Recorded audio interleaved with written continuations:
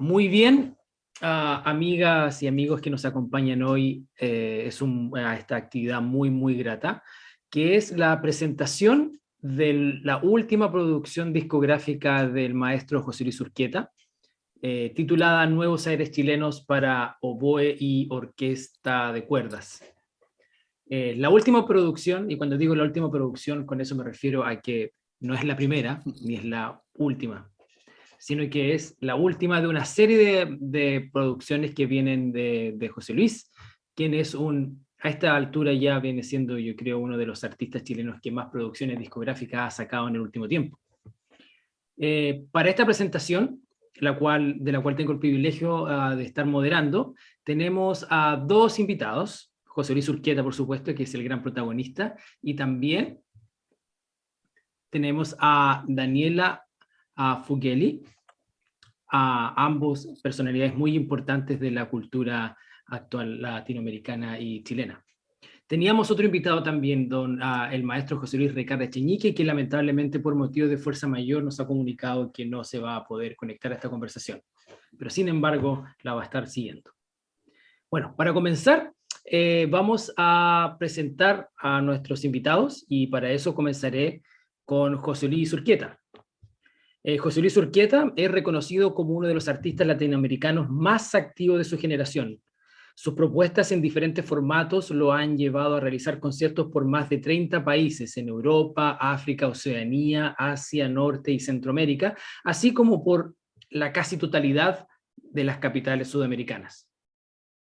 José Luis nace en La Serena, Chile, donde comienza sus estudios en la cátedra de oboe de su padre, José Urquieta Varela, en la Escuela Experimental de Música Jorge Peñajén. Después continúa sus estudios en Francia, España y Alemania, con destacados oboístas como Tomás Udermühle, Pilar Fontalva y José Antonio Masmano.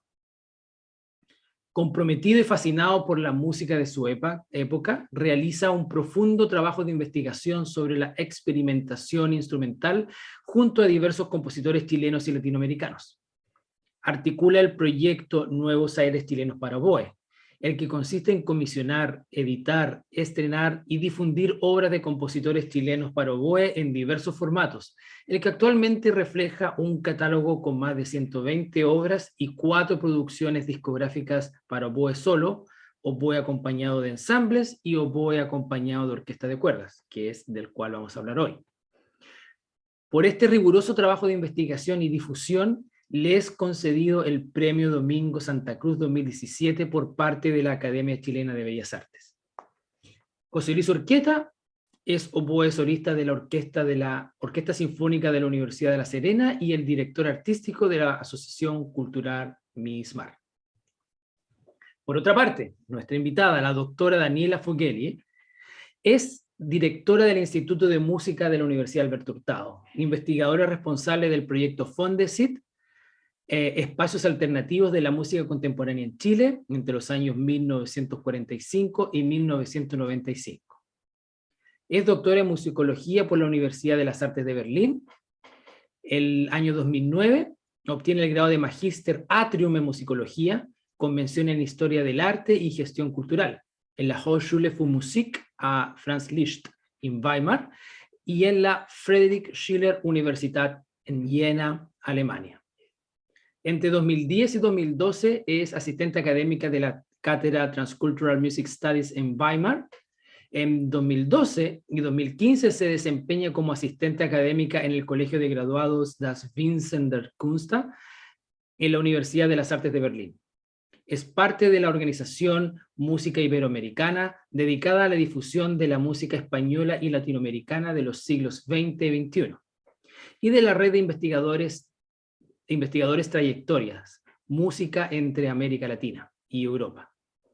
Entre sus áreas de investigación se encuentra la historia de la música docta latinoamericana de los siglos XX y XXI, los procesos de transferencia cultural entre América Latina y Europa y la historia cultural de la música.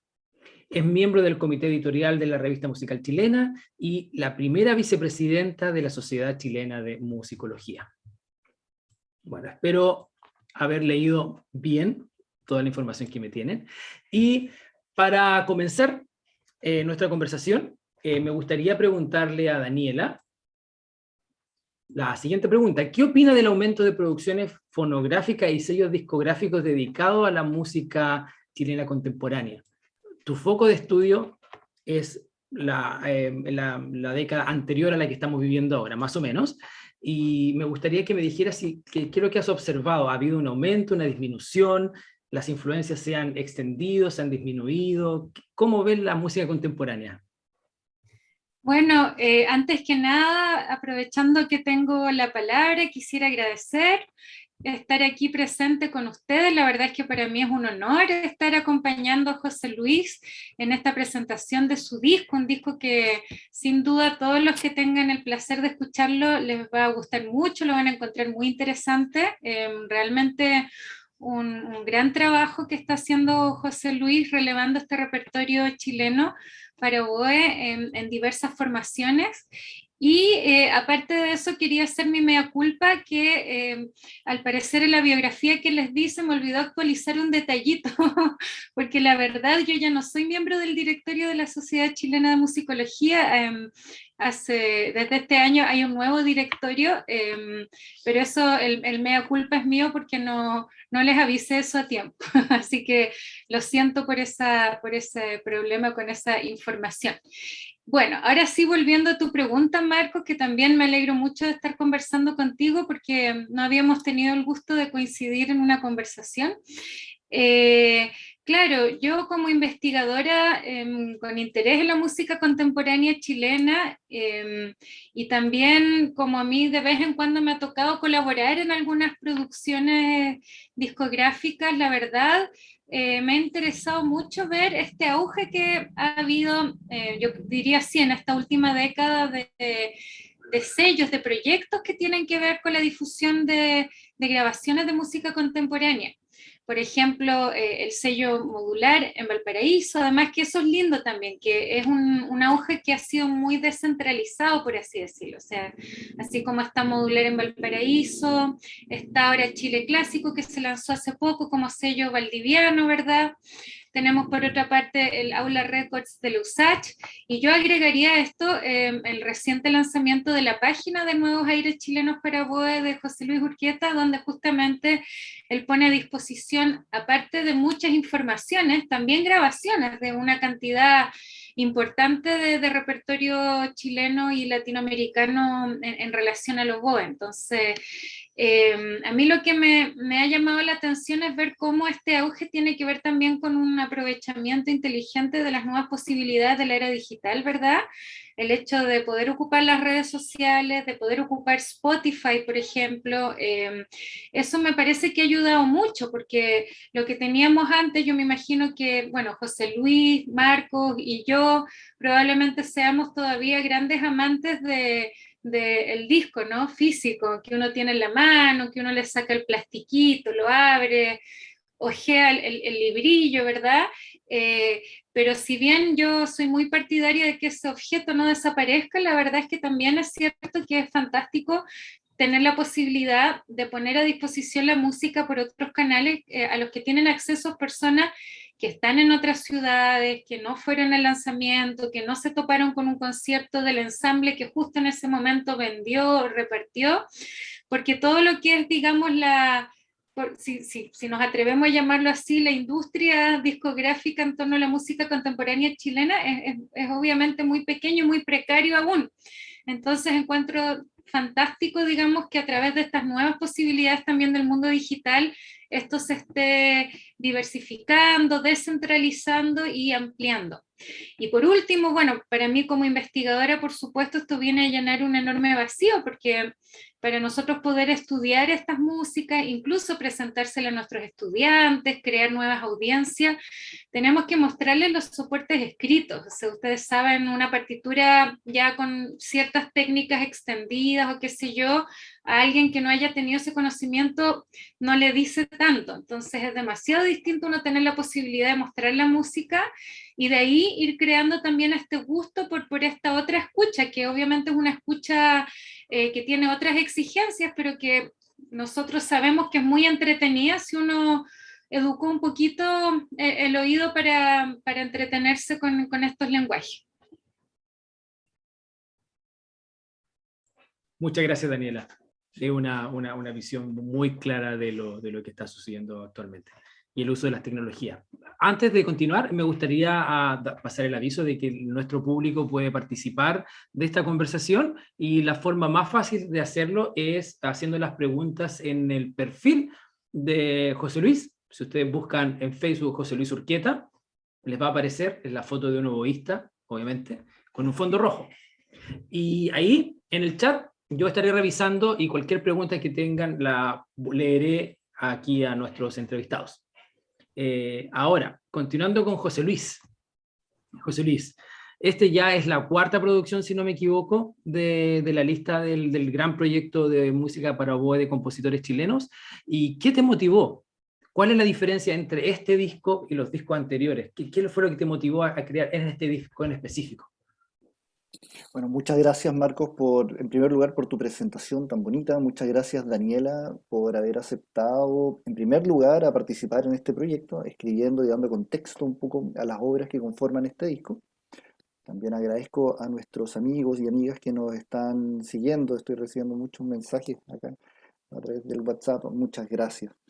Y para contestar tu pregunta, Marcos, mira, esto viene un poco como consecuencia del trabajo diario, y realmente un trabajo diario que realizo con compositoras y compositores, en primer lugar, para crear obras, es decir, para poder presentar nuevas obras para oboe en distintos formatos. Como tú muy bien mencionaste, esta es la cuarta producción y es la primera en este formato, ya que las tres anteriores son para oboe solo y para oboe ensamble. Entonces, naturalmente, tenía la intención de dar un paso más en cuanto a los formatos y poder también aprovechar la invitación que me realizó el maestro Luis José Recart, quien lamentablemente y por razones de fuerza mayor no nos puede acompañar, pero nos está siguiendo, eh, la cual me realizó el año 2016. Él me invitó a tocar con su orquesta, precisamente el concierto de Valeria Valle, el Duque Blanco. Y después de esa experiencia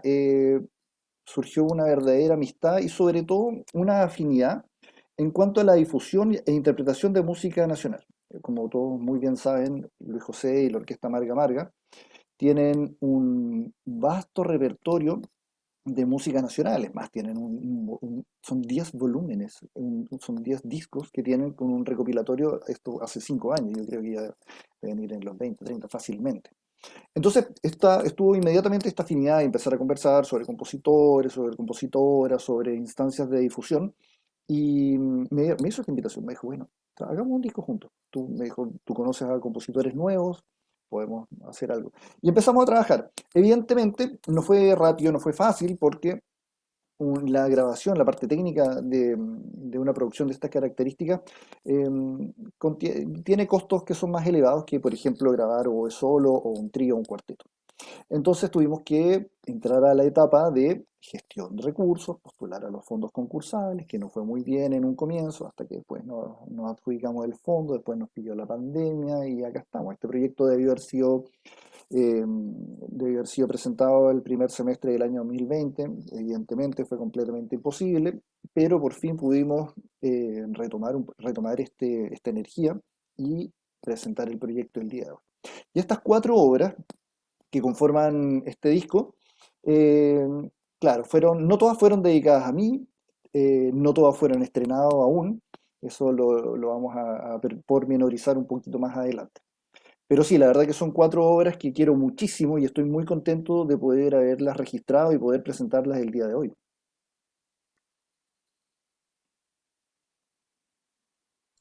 Muchas gracias, José Luis.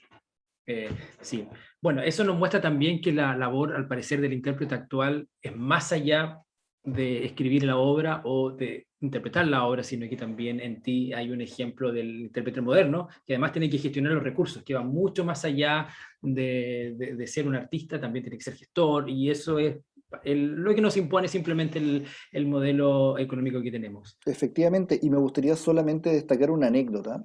Cuando era muy, muy niño, me preguntó una vez, y esto lo he contado varias veces, pero me preguntó una vez un solista, un oboísta muy, muy, muy bueno de una orquesta nacional, me dijo, ¿a ti qué te gustaría hacer cuando grande? No pensando que yo le iba a decir, bueno, tocar en orquesta, que me gustaría dedicarme a la música contemporánea. Pero estás loco, vas a tocar una vez al año en un festival. y listo. Y me molestó mucho porque tenía toda la razón. Esto estamos hablando en 95, 96, ¿no? 1995. Entonces, claro, efectivamente, como tú muy bien dices, los que nos dedicamos a la música de cámara, a estas iniciativas más de autogestión, pero particularmente a la música actual, tenemos que, no puede ser solamente, eh, el foco no puede estar solamente en tocar, ni en estudiar la obra, ni siquiera en comunicarse con los compositores o compositoras.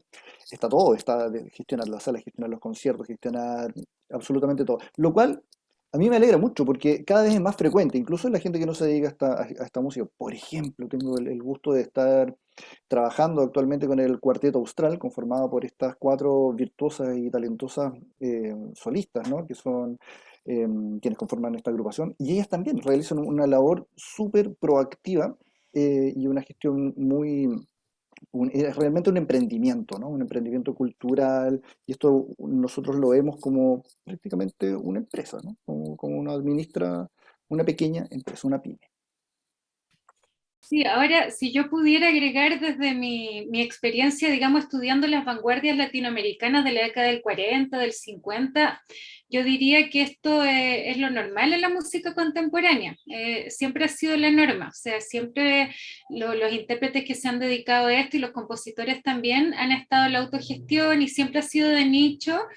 Y bueno, siempre ha sido muy distinto a la cosa más institucionalizada, estar en las orquestas, en los teatros, pero la verdad yo diría que autogestión en esta área ha sido siempre la norma, y de hecho lo que pasa a veces es que cuando una idea se vuelve muy buena, algo más institucionalizado lo absorbe. Eso a veces pasa y pasa a ser parte como de una institución más formal, como que una universidad padrina un proyecto o una academia o qué sé yo, pero es muy normal, digamos, que sean cosas que se manejen en la autogestión, lo que tiene la cosa positiva de que en el fondo se hace la pinta del artista, se hace siguiendo lo que el artista realmente quiere hacer, entonces tiene esa cuota de creatividad como en primer plano. Así es. Tú dices algo muy importante, Daniela, y antes de hacerte la siguiente pregunta, me gustaría continuar con lo que dijiste tú. Cuando hay una idea muy buena, es lo que suele pasar, es que es capturada por alguna institución. Y algo que pasa, me da la impresión, pero tú tienes, por supuesto, mucho más datos que eso, es que seguramente es la academia actualmente el motor de la música contemporánea, no solamente en Chile, sino que también en el mundo. ¿Es posible hacer a hacer esa declaración con los datos que tú manejas? O sea, es que proyectos autogestionados en paralelo yo creo que siempre hay, siempre van a haber y por ejemplo, hay festivales de música contemporánea que están vinculados a la academia, si bien a veces ese vínculo tampoco es tan estable como uno cree, es como que se les dan quizás algunas horas de su jornada a los académicos para que lo hagan, pero en el fondo los académicos siguen gestionando los recursos, siguen haciendo la organización, entonces y después hay festivales que son autogestionados, hay muchas asociaciones, no sé, pues si uno piensa lo que hacen los colegas del AIMACO, el Festival Tsunami, este Festival Internacional de Teremín, que yo lo encuentro genial. La verdad es que son iniciativas, claro, la gente que participa quizás tiene su perfil académico, pero no están tan al alero de algo fijo. Entiendo. Bueno, y ahora volviendo al disco, Daniela, estuve leyendo la linda introducción. Bueno, Daniela, para comentar a nuestros amigos, es la que escribió las notas al programa del disco, y tú hablas algo usaste el concepto mosaico, que es una de las obras de las cuales José Luis va a hablar más tarde, que es del maestro Rifo, y tú usaste ese concepto para explicar el panorama musical actual en Chile. ¿Nos podrías explicar un poco de eso?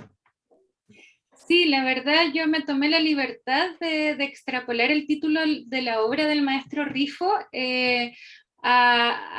primero a las obras que yo escuché, digamos, en este disco, y luego también yo pensé eso como un reflejo de la diversidad de las músicas que se escriben en el Chile actual, porque la verdad... Eh, bueno, probablemente hablar de un estilo predominante o algo así siempre sea una construcción que se hace post una época. Sin embargo, como nosotros estamos inmersos en esta época, yo creo que nos damos cuenta de que todos los creadores tienen búsquedas muy individuales y hay algunos que se topan en ciertas cosas, pero la verdad es que la paleta de posibilidades estéticamente hablando es muy amplia y también yo en esa línea valoro también la versatilidad de José Luis como un creador más, que también se está, digamos, se arriesga a imbuirse en estos distintos lenguajes, porque por ahí hay intérpretes que se deciden por una línea y buscan obras que estéticamente hablando son más similares porque están como en una búsqueda estética, y la verdad es que aquí uno escucha lo que hace José Luis en cada obra y es muy distinto, es muy distinto. Hay obras que tienen muchos efectos, que tienen mucho multifónico, hay obras donde él necesita hacer mucha más línea, hay gestos más jazzísticos, hay ciertas evocaciones a lo postromántico, o sea, hay de todo un poco y él digamos que se deja llevar por esos distintos colores y cosas que le van pidiendo las distintas obras. Entonces, a mí me hace sentido por eso pensar este disco como un mosaico. Sí, es muy interesante lo que Daniela comenta. Muchas gracias, Daniela. Y hay una cuestión que es bien, que yo concuerdo contigo, ¿ah? El tema esto de, efectivamente, no estar inmerso en un estilo determinado, ¿no? Yo creo que eso viene un poquito como herencia, un poco de los oístos, como tú muy bien sabes, ¿no? Nosotros tenemos un gran repertorio en el barroco, en el romanticismo prácticamente desaparece y en el siglo XX comienza, ¿no? Entonces estos estudios estilístico y luego empezamos a investigar un poco y a sumergirnos en que, por ejemplo, el barroco italiano es súper distinto al barroco francés y evidentemente muy distinto del barroco alemán, en fin. Esta cuestión, esta búsqueda de diferenciar lo que uno toca, a mí me quedó muy marcado de mi etapa formativa. Y es algo que también siempre he tratado de rescatar cuando colaboro con algún compositor.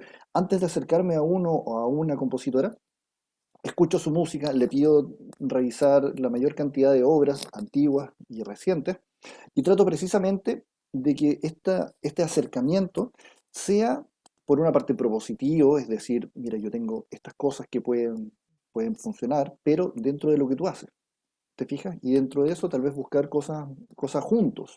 Es decir, si este es un lenguaje dodecafónico que el compositor o compositora abraza, fantástico. Si muy por el contrario, más cercano al ruido, más vanguardista, estupendo. O si no, si este compositor o compositora está inmerso en un lenguaje más tonal o modal, fantástico. Y precisamente esa riqueza estilística que tú rescatas, para mí es fundamental. Es fundamental. De hecho, después de leer y de conversar y de leer tus textos, me quedé con ganas de efectivamente llamar el disco Mosaico. Precisamente fue súper acertado.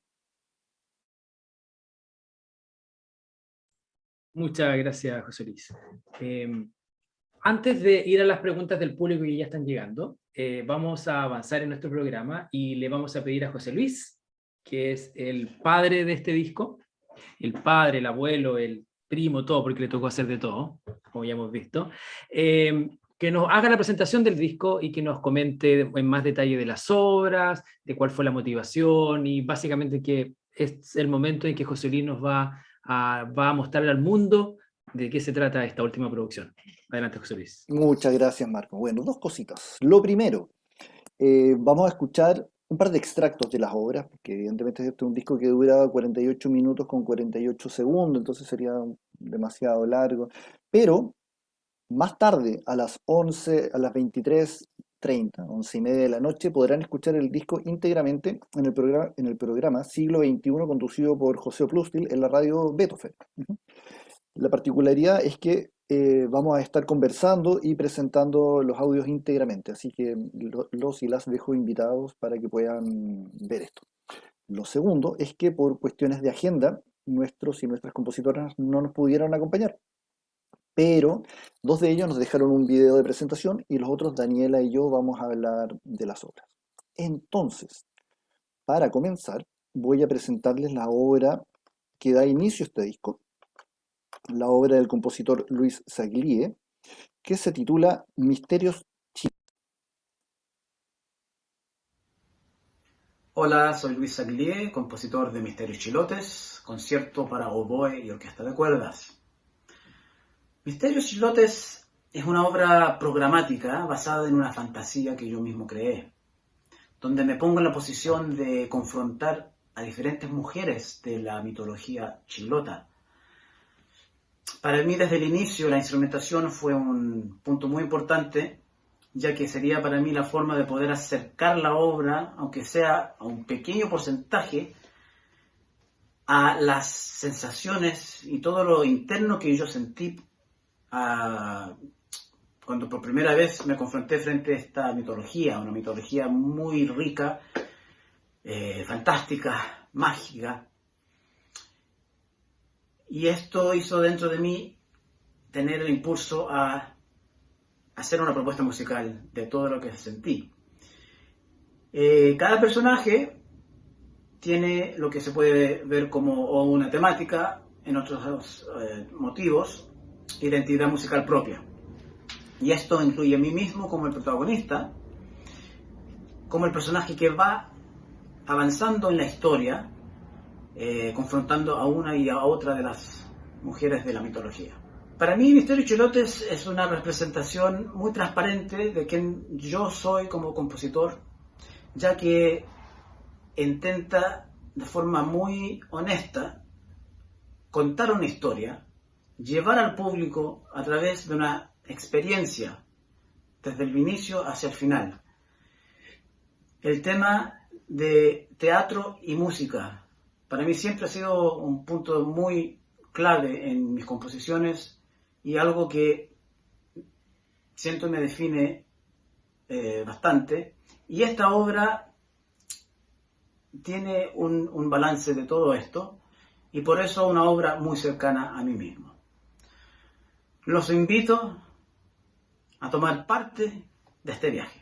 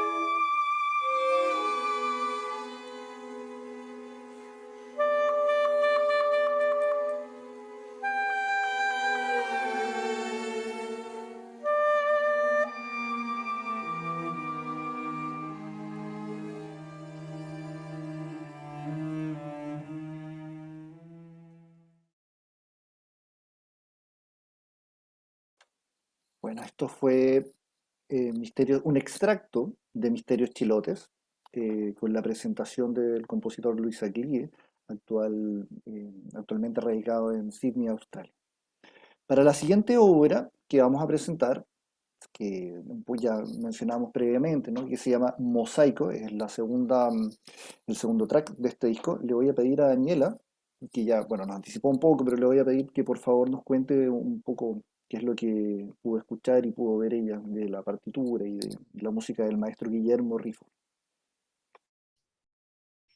Bueno, voy a tratar de sintetizar brevemente algunas ideas en torno a esta obra. La verdad, eh, creo que también es un buen momento para recordar que el maestro Rifo está un poco delicado de salud, así que le mandamos aquí todos los que estamos reunidos virtualmente muchas energías.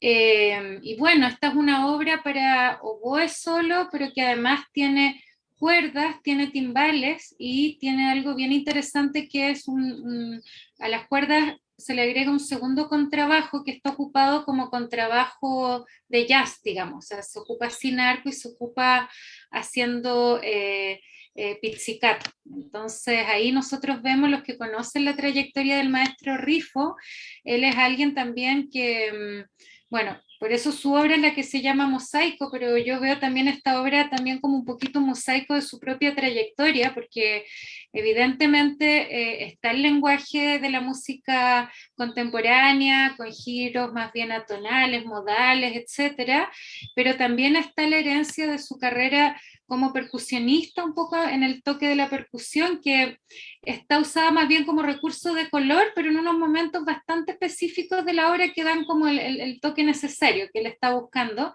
Y luego está claramente la herencia del jazz, o sea, muchas veces José Luis, que está arriba, digamos, en cuanto al registro y el contrabajo, dialogan, como quien está en la parte del solo de un set de jazz, ¿verdad? Y las líneas melódicas que ellos hacen también son muy cercanas a lo que sería una improvisación jazzística. Ahí el contrabajo, por lo que me contaba también José Luis, tuvo la suerte de que lo tocara Rodrigo Rivera, que como contrabajista tiene también mucha experiencia con el jazz, entonces fue, digamos, estaba predestinado, digamos, para ser alguien que podía asumir ese rol dentro de la obra. Y sí, es una obra bien interesante por esta búsqueda, estas combinaciones de lenguaje, y la verdad ahí yo creo uno ve la esencia de un rifo que no se quiere encasillar y que no tributa a nada, no se siente obligado a dárselas, digamos, de rotundamente experimental, no se siente obligado a nada, sino que él hace su búsqueda estética como él mejor le sale, y también yo creo, como último aspecto, se nota también que hay un cariño en cómo él trata al oboe, que viene de que ellos ya habían colaborado, creo que tú me dijiste era la 7ª obra en la que te escribía el maestro Riff, entonces de alguna manera uno escucha, por así decirlo, esa colaboración por cómo él trata a los oboe a lo largo de la obra. No sé si quizás José Luis quiera complementar estas palabras un poquito más. Sí, muchísimas gracias, Daniela. Dudo que pueda decir algo, algo mejor que lo que tú dijiste o algo más. Simplemente, efectivamente, reforzar lo que tú dijiste, que esta es la 7ª de 10 obras que escribió hasta ahora, que ha escrito hasta ahora el maestro Rifo, desde obras para oboe solo, 2 oboes, oboe y saxofón, oboe y orquesta de cuerdas. Esta también, que es prácticamente para 3 solistas, ¿ah? Oboe, contrabajo, pizzicato y timbales, que en este caso tengo la dicha, mucha suerte de contar con un muy buen amigo que es un extraordinario percusionista como Pablo Pallero, y grabó los timbales. Los timbales los grabamos después, por cuestiones de logística simplemente. Y entonces, efectivamente, hasta una obra para orquesta, para oboe y gran orquesta, una orquesta sinfónica. Y simplemente muy poco, que este es un concierto con 2 movimientos continuos. Son 2 movimientos, se acaba un movimiento y continúa el otro, pero efectivamente sin pausas, ¿no? Y como muy bien dijiste, la alusión al jazz es muy clara, no solo por los ciertos giros melódicos, ciertas armonías que se pueden percibir, sino también por estos instantes de trío, donde hay unas cadencias acompañadas por el contrabajo que toca maravillosamente Rodrigo Rivera y los timbales de Pablo Pallero. Entonces, ya sin más, vamos a escuchar un extracto de esta obra.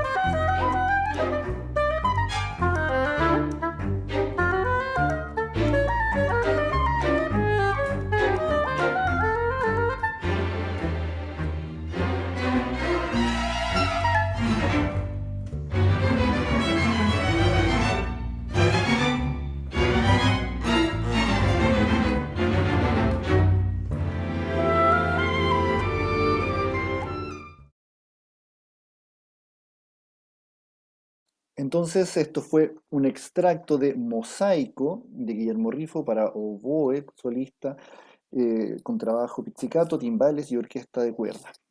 Nuevamente agradezco a Rodrigo Rivera y Pablo Payero, que fueron parte del trío de jazz, y posteriormente, por supuesto, también al maestro Luis José Recalde y a la orquesta Marga Marga, que, bueno, estas 4 horas tienen de todo, ¿eh? Tienen una complejidad en cuanto a su lenguaje y a elementos interpretativos que fueron bien interesantes de enfrentar. Para la siguiente obra, nuevamente Daniela nos va a introducir un poco los elementos biográficos de su compositor y propiamente tal de la pieza de Juan Manuel Quinteros, que se titula Oboe Manifesto 2. Sí, bueno, la verdad es que a mí esta obra me gustó mucho, pero sí encuentro que me va a costar quizás un poquito más hablar de ella por sus particularidades musicales, pero bueno, Juan Manuel es un compositor de una generación más joven, digamos contemporáneo a José Luis. De hecho creo que más o menos nacieron por ahí el mismo El año, mismo año, sí. ¿verdad? A inicios de la década del 80. Y hay que nombrar, creo, también como parte del contexto que ya habían trabajado ustedes juntos en Oboe Manifesto 1 para oboe y cuarteto de cuerdas.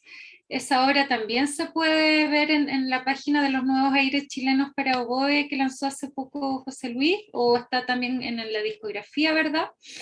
Entonces esta ya es la segunda vez que incursionan partiendo por el oboe y cuarteto de cuerdas. Ahora crecieron a las exploraciones en torno al oboe y la orquesta de cuerdas, y creo que también están trabajando en un proyecto de una obra para una formación instrumental aún más grande, y quizás después José Luis nos puede contar. A mí particularmente una cosa que me gustó mucho de esta obra es que se toma como punto de partida la sonoridad del oboe.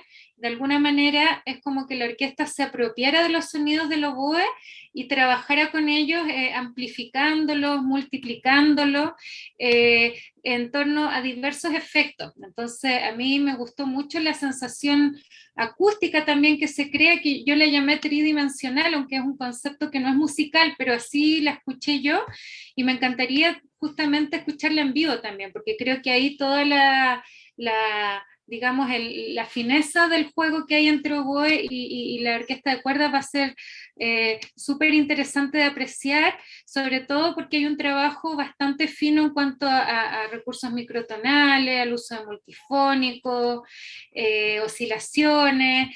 Entonces creo que eso realmente debe ser también muy, muy bonito y muy interesante escucharlo en vivo. Y bueno, esta es una obra que es sin duda muy virtuosa, muy desafiante para el oboe. Esta creo que es una de las que no están catalogadas como concierto para oboe solista y orquesta de cuerdas. Sin embargo, evidentemente el oboe es un gran solista, pero claro, es como que no está él arriba y la orquesta abajo, sino que es como que él estuviera dentro. No sé cómo explicarlo de otra manera.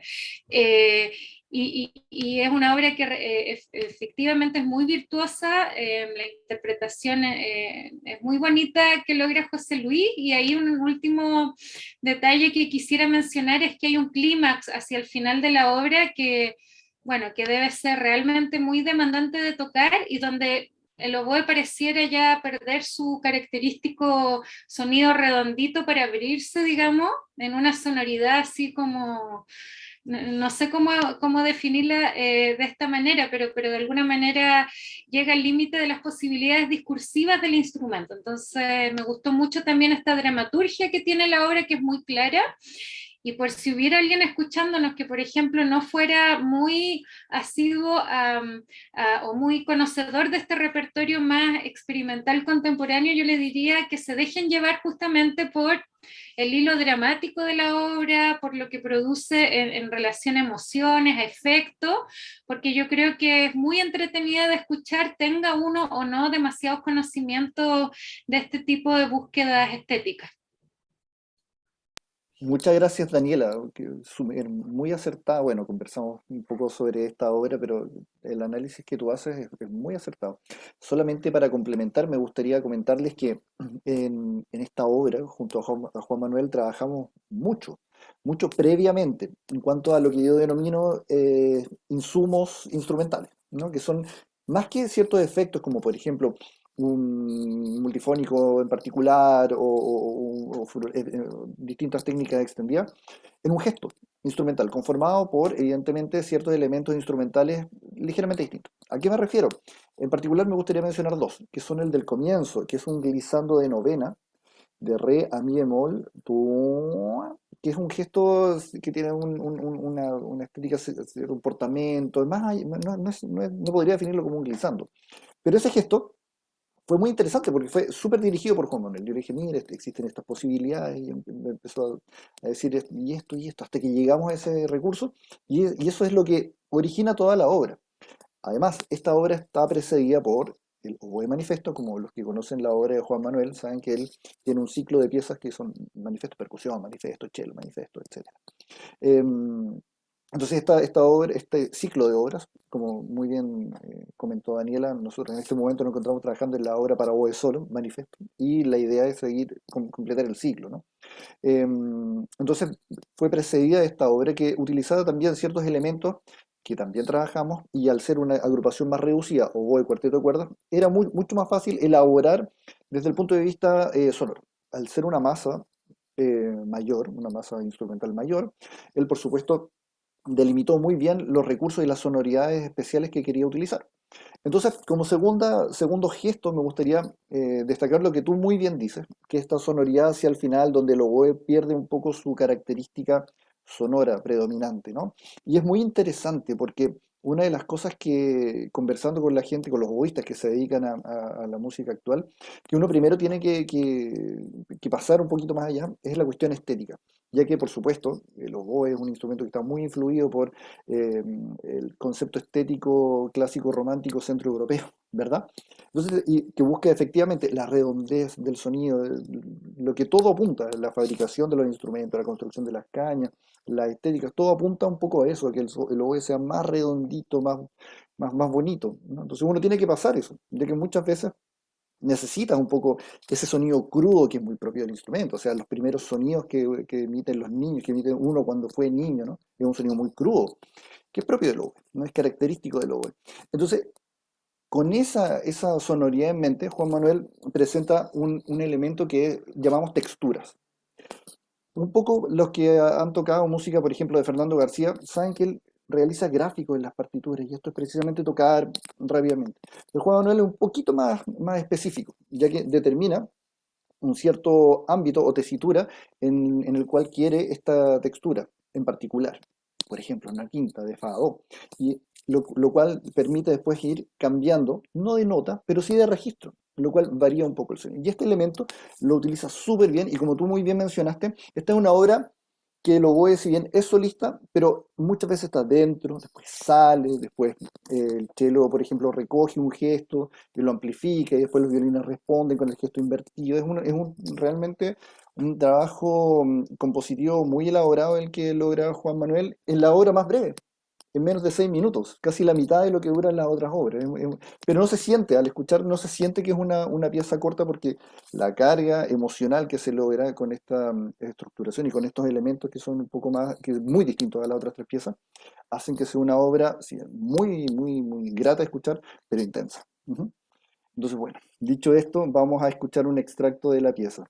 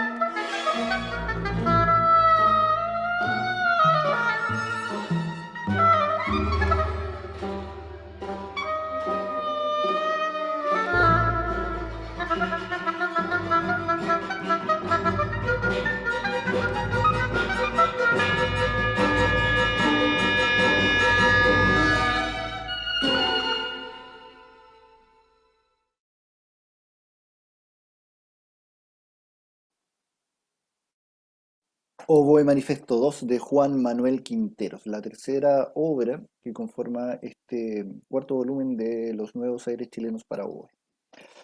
Y por último, para cerrar esta obra, voy a dejar nuevamente a Daniela para que nos cuente sobre El Duque Blanco de la maestra Valeria Valle. Bueno, aquí yo creo que voy a hablar un poco más cortito porque parece que también la querida colega Valeria Valle también aportó, parece, con unas palabras a propósito de su obra. Esta obra nos transporta a un universo sonoro totalmente distinto al que recién estábamos escuchando, a propósito de este mosaico del que hablábamos desde un comienzo, ¿no? El Duque Blanco, bueno, como en otras obras de Valeria, que también, bueno, hay que destacar que es la representante de las compositoras mujeres en este disco y muchos la deben conocer como una muy activa compositora actual, también de las generaciones más jóvenes. Bueno, ella en esta obra como en otras tiene algunos guiños a la cultura popular, si se puede decir de esa manera, eh, ya que el título de partida, El Duque Blanco, es una alusión a David Bowie. Ahí algunos de nosotros que estamos metidos y nos gusta esto de la música contemporánea, estamos menos familiarizados que otros con estas alusiones, digamos, pero en el caso de ella toma este apelativo que era una suerte de alter ego de David Bowie. Él vivió una época de su vida en Berlín occidental, entonces bueno, en Berlín estaba todo el tema de la década del 1920, el cabaret, entonces él como que se toma un poquito de esta cosa, un poco de la nobleza que cae en crisis, que es decadente, y se vestía con camisa blanca, pantalones negros, suspensores, ese era como ese look de David Bowie. Y en esta obra ella tiene algunas citas escondidas, a ver si las escuchan, si las encuentran, de canciones emblemáticas de David Bowie. La primera es de Space Oddity, una canción que, en mi opinión, aparte de entregar una cita melódica, también influye en que esta obra, toda su primera parte, tenga una atmósfera muy planetaria. O sea, Valeria trabaja a diferencia de la obra anterior, ella trabaja mucho más con la configuración de acordes en un sentido vertical, si bien no los trabaja en el sentido de un sistema tonal armónico funcional, pero sí hay una evocación a este mundo de la armonía por vertical que está presente, y en mi opinión la atmósfera que ella logra es de extrañamiento, es un poquito como esta canción donde uno piensa en esta persona que está en órbita en la luna. Luego hacia el final de la obra hay otra cita de Under Pressure, una canción que Bowie grabó junto a Queen, bien conocida, que abre con este riff del bajo que es súper característico, ¿no? Que está también citado en otras canciones de la cultura pop. Y lo bonito es que ella lo transforma, o sea, en cuanto a carácter, suena muy distinto, porque ella le agrega notas y lo transforma, le pone mucha línea, lo vuelve como una cosa muy melancólica, muy distinto a como era el riff, ¿verdad? Que era muy rítmico y muy pop y muy, no sé, como alegre, como buena onda, y ella le da un carácter muy distinto, pero está ahí, yo creo que todavía eso se puede escuchar. Entonces, digamos que esta es una obra que nos transporta a otro mundo sonoro, y creo que es muy interesante imbuirse en esta atmósfera de extrañamiento armónico que ella propone. Y eso, no sé, en realidad no quiero extenderme tanto tampoco. No, muy bien, muchas gracias, Daniela. Lo único que me gustaría complementar es que esta obra fue estrenada junto a la Orquesta Sinfónica Universidad de La Serena, mi orquesta, la USULS, en el Festival de Música Contemporánea Música Ahora del año 2016, ujú, con Francisco Núñez en la dirección. Entonces, ya sin más, compartimos un extracto de la obra.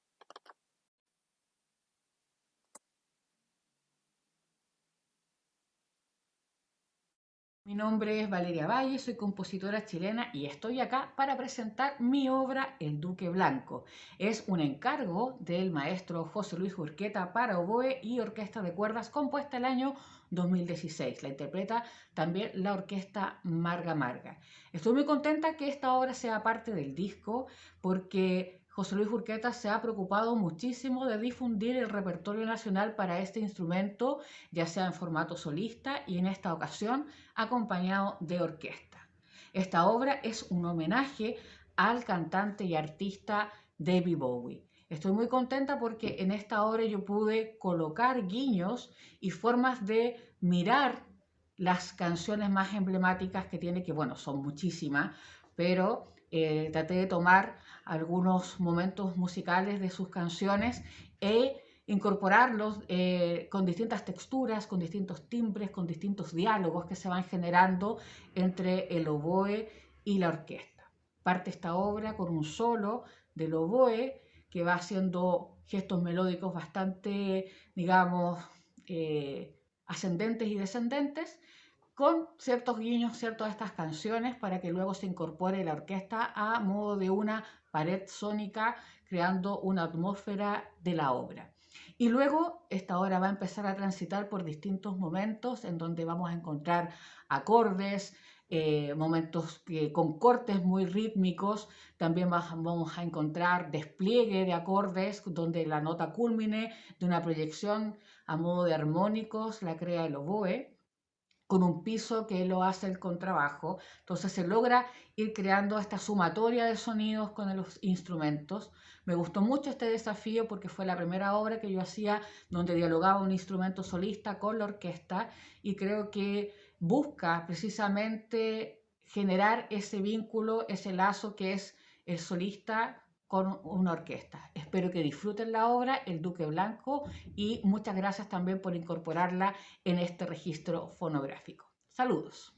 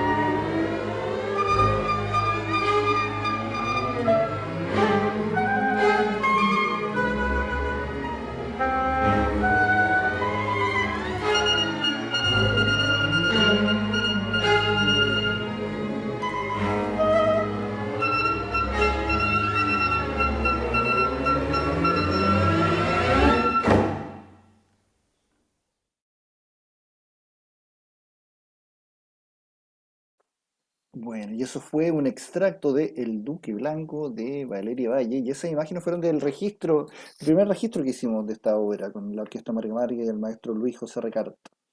Así que bueno, estas son las 4 obras que conforman el disco, el cual va a estar disponible a partir de este momento, en formato físico y digital. Esta noche a las 23:30 horas, en el programa Siglo XXI, conducido por don José Oplustil en la radio Beethoven, podrán escuchar las obras íntegras, completas, y además de una entrevista que me realizó don José Oplustil. Marcos, si continuamos. Bueno, muchas gracias, chicos, por la gran presentación. Esto creo que funciona perfecto como una introducción a lo que va a ser después el programa en Radio Beethoven, a la cual todos los que somos artistas en Chile estamos muy agradecidos, porque José Oplustil sobre todo es un locutor, pero aunque decir locutor es poco en realidad para la labor de difusión que él hace de la música contemporánea, siempre comprometido con cada nueva producción de música contemporánea chilena. Él siempre se ha comprometido y utilizamos la radio Beethoven para comunicar nuestra música, así que muy agradecidos de él también. Vaya una mención. Bueno, ahora llegó el momento en que empezaremos a leer algunas preguntas del público, que también se las vamos a decir a ustedes. Hay unas preguntas que son realmente muy profundas, y que es una de un compositor que ha colaborado contigo también, que es Cristian Mesano, y voy a tratar de resumir su pregunta, pero básicamente, si puedo sacar el extracto de lo que él dice, una pregunta que es muy pertinente para nosotros, y es: ¿por qué hacemos música? Es una pregunta que es tan amplia que requiere una respuesta amplia, pero les voy a pedir a ambos si pueden hablar de sus motivaciones más profundas. Daniela, ¿por qué haces música o por qué estudias música? ¿Qué te llama la atención del fenómeno musical? Y a ti, José Luis, ¿por qué haces música? ¿Y por qué haces específicamente este repertorio tan especial que es la música contemporánea? Empecemos con Daniela. Ya, bueno. Sí, bueno, yo estoy aquí también en mi calidad de investigadora, entonces yo creo que ¿por qué me dedico a estudiar la música? Tendría que ser en ese caso más bien la pregunta adaptada, digamos, a lo que yo hago. Y la verdad, yo partiría por decir que simplemente hay una cosa de gusto, ¿no? De afinidad. A mí, desde que empecé a estudiar música también, a mí la música contemporánea siempre me encantó y la encuentro lo más entretenido que hay. O sea, de verdad, cuando salen esos prejuicios de que es algo como cerrado y dogmático, yo creo que vienen un poco del desconocimiento y que quizás, claro, es un lenguaje que hay que tener el dominio de algunas cositas y atreverse, pero la verdad es que también, no sé, por ejemplo, mi hermana, que no es músico, le encanta la música contemporánea y lo pasa increíble, la disfruta mucho y no es porque ella se haya metido en este lenguaje desde el punto de vista así académico, es muy entretenida. Entonces yo creo que si uno va como, si entendimos bien la pregunta de Cristian y uno quiere ir como a las cosas básicas, yo creo que hay un tema también con la emoción que te transmite la música y con el disfrute, con el pasarlo bien a través de los productos de la cultura y del ser humano. Y quizás ese es un mensaje que nosotros que nos gusta la música contemporánea tenemos que ser sí capaces de siempre transmitirlo, de decir, oye, esto es súper entretenido, tú te lo pierdes, porque creo que es algo así, un mensaje como básico, que quizás no siempre somos tan capaces de transmitir porque nos quedamos mucho en los tecnicismos, en las apreciaciones demasiado académicas. Sí, yo concuerdo plenamente con lo que nos comenta Daniela. Para mí es muy fácil la respuesta, es muy sencilla además, es muy elemental. Y es porque me encanta. A mí no me gusta la música. ¿Por qué hago música y por qué hago música contemporánea? Es porque me encanta, simplemente, ¿no? Por supuesto, yo hice de esto mi actividad para vivir. Yo vivo, tengo la dicha de poder vivir de la música, yo tengo mi trabajo, mis proyectos, pero a mí lo que alimenta un poco, esto yo siempre lo comento con mis colegas y con amigos.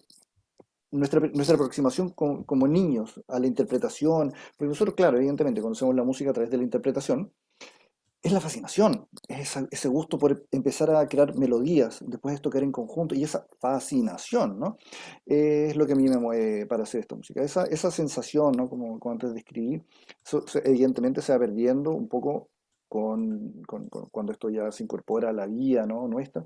Pero a mí lo que me conecta con eso, con esa fascinación inicial, es esto. Yo nunca me voy a olvidar, nunca he podido olvidar, incluso más que olvidar, esa sensación que tuve la primera vez que escuché La Pasión según San Lucas de Penderecki. Me remeció, yo tenía 9 años, 9, 10 años, y me remeció, y eso es una cuestión que me sigue pasando cuando me llega una partitura, cuando encontramos, como por ejemplo con Juan Manuel, el recurso y eso después genera, wow, esa emoción es la que yo tengo hasta el día de hoy, y es lo que precisamente me estimula y me motiva a seguir con esto. Yo no podría no hacer esto. Si creo, o sea, ¿y qué es esto, no? Interpretar y generar todo esto. Simplemente si no pudiese hacerlo, me dedicaría a otra cosa. Muy bien.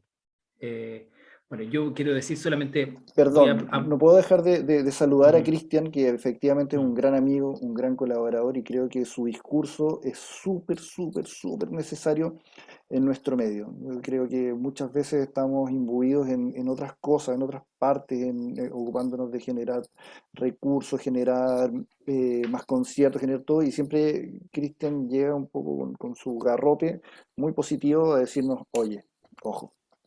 Así que muchas gracias, Cristian. Sí, un saludo para Cristian Mesano. Y yo me quiero aprovechar de que estoy aquí con el micrófono y que tengo el poder en ese sentido, y quería hacer un comentario al disco mío. Y en realidad todos los discos de José Luis. Yo creo que los discos de José Luis, aparte de ser un mosaico, como dice Daniela, que es una descripción perfecta, también son una fotografía, una instantánea de cómo es el estado de la composición en Chile, porque José Luis no discrimina, por supuesto, ni raza, ni color, ni sexo, ni género, nada de eso está en los discos que él hace, pero tampoco discrimina en cuanto a estilo. Y eso es algo que los compositores valoramos, porque nos sentimos cómodos compartiendo con él y sentimos que no tenemos que traicionar nuestro propio lenguaje y podemos presentarle a él lo que queremos componer, lo que queremos hacer. Y en ese sentido, la instantánea que nos entregan los discos de José Luis, yo creo que es algo que seguramente varias generaciones después, 10 generaciones después, 10 generaciones, 10 años más tarde, alguien va a llegar y va a analizar, ¿cuál es la música que se componía en los 2000 o los 2020 en Chile? Es esta, mira, los discos de José Luis reflejan perfectamente la diversidad de idiomas, la diversidad de estilos, que se componían en la diversidad de escuelas incluso que se componía. ¿Sí? Yo creo que es algo que todos los compositores valoramos de José Luis, la apertura que él tiene para todos los tipos de lenguaje, y no hay discriminación al respecto. Eso, José Luis, un saludo para ti. Muchas gracias Marco por tus palabras. Y ya para ir terminando, me gustaría hacer la última pregunta a José Luis, que es la estrella de hoy. Bueno, ustedes dos han sido una estrella, un invitado estelares, muchas gracias por sus opiniones. Y José Luis, ¿cuáles serían los últimos proyectos? Cuando hablamos del último disco de José Luis, yo creo que siempre es el penúltimo disco de José Luis, porque siempre hay algo ya en carpeta. ¿Qué se viene en los proyectos?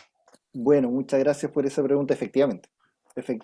En cuanto a producciones fonográficas, estamos trabajando, y digo estamos, porque tengo la dicha de siempre estar, no siempre estar rodeado de gente, sino que siempre buscar gente que a mí me entusiasma, me motiva y me estimula intelectualmente muchísimo.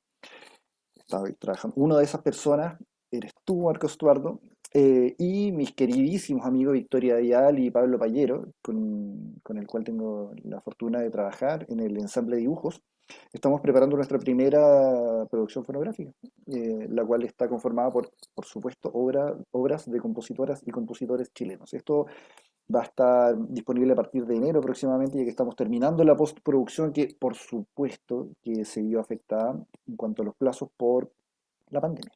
Por otra parte, también estoy trabajando con mi querido amigo y colega Leonardo Cuevas. Estamos montando un concierto que vamos a presentar en un par de semanas. Es un proyecto que nos adjudicamos junto al Cuarteto Austral y junto al clarinetista Víctor Coa, que está radicado en el sur, en Valdivia.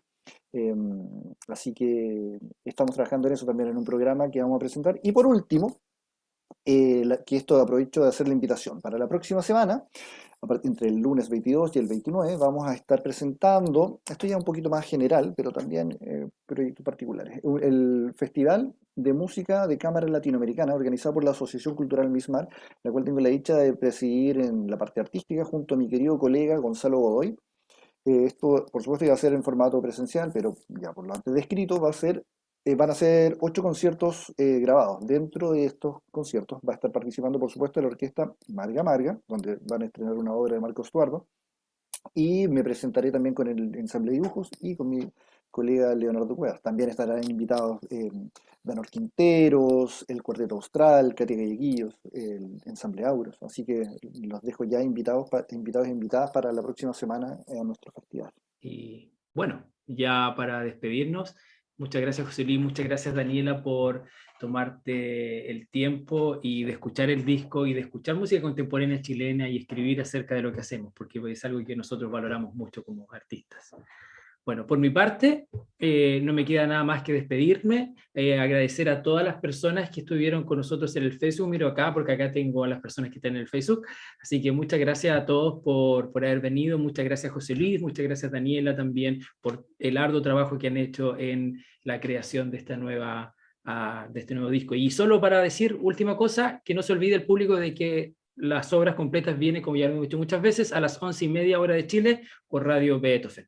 Oye, disculpa, yo antes de terminar, Perdona, tengo que agradecer en primer lugar Marcos Estuardo por aceptar tan gentilmente a participar y moderar esta presentación, a doña Daniela Fugli, muchísimas gracias por estar presente esta tarde y además por contextual, porque no solamente fue escribir comentarios, ¿no? Contextualizar, por mirar tan profundamente las piezas, por leer sus partituras, por poder entender y además tomar contacto y conversar con la y los compositores. Eso sin duda alguna que también dialoga de alguna forma muy interesante para poder dejar también elementos que pueden servir de introducción a las piezas. No puedo dejar de agradecer. Por otra parte, también agradezco al maestro Luis José Recarte y la Orquesta Marga Marga, quienes, por la invitación a poder realizar esto, a los compositores, don Luis Saglia, Guillermo Rifo, Juan Manuel Quinteros y Valeria Valle, por escribir esta música maravillosa la cual tuve el privilegio de tocar. Y por último, agradezco también a mi familia, que tuvieron la paciencia de aguantarme todos estos meses y todos estos días con el estrés de poder presentar esto. Muchísimas gracias a mis hijos, a mi padre, a Pamela, mi esposa, por toda su paciencia y amor en este proyecto. Y por último, tengo que mencionar que este disco está dedicado y es un muy humilde homenaje al maestro Guillermo Rifo, tal como van a poder ver en el disco, está dedicado a él, quien lamentablemente le pasa por una, como nos comentó Daniela, por una situación de salud un poco no favorable, y esperamos que se recupere y que nos pueda acompañar muy pronto. Pero este disco es un pequeño homenaje al tremendo trabajo que ha realizado tan arduamente en los tiempos en que todo era mucho más fácil, pero también en los años de dictadura, donde su labor fue muy importante. Así que esto va al maestro. Bueno, por mi Muy, parte, muchas gracias nomás por la invitación. Creo que por lo menos yo hubiera seguido conversando como 3 horas más con ustedes. Ahí se demuestra también lo entretenido, ¿no?, que son todos estos proyectos, así que felicitaciones a José Luis, muchas gracias a Marcos por tu interesante moderación y nada, pues mucho éxito también a ustedes en todos los futuros proyectos. Seguro nos estaremos encontrando en algunos de ellos. por Así supuesto. es. Bueno, adiós y nos vemos pronto.